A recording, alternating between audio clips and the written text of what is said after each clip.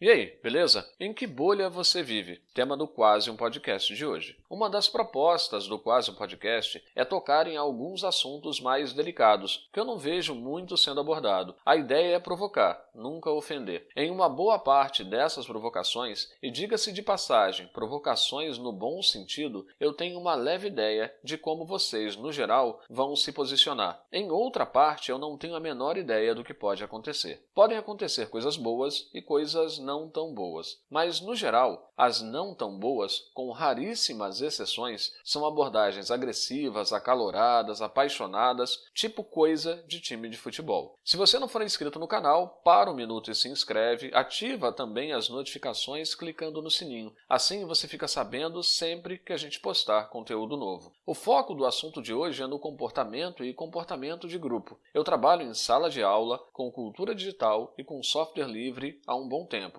E se tem uma coisa que eu aprendi nesse tempo todo, é que software não importa. O que importa é o que você pode fazer com ele. O agente da ação não é o software, é você. Afinal, você usa o software para fazer alguma coisa. Tratar software como time de futebol é muito estranho, apesar de ser um estereótipo bem comum. É uma pena quando você junta tanta paixão com a inabilidade de se expressar. Eu estou dizendo tudo isso porque em um dos últimos episódios, Por Qual Motivo Linux Não Dominou o Mundo, nós tivemos uma série de bons comentários e outros não tão bons assim, defendendo vários pontos de vista. Apesar de continuar achando que não dominou e nem vai dominar, e lá no final eu justifico a minha afirmação, entre as respostas não tão boas assim, eu fiquei espantado com algumas bem agressivas. Algumas, inclusive, eu tive que remover. Não foram ofensas, mas em respeito aos membros do canal e dos grupos, eu removi. Essa agressividade em defender uma ideia não dá a quem a utiliza mais credibilidade. Pelo contrário,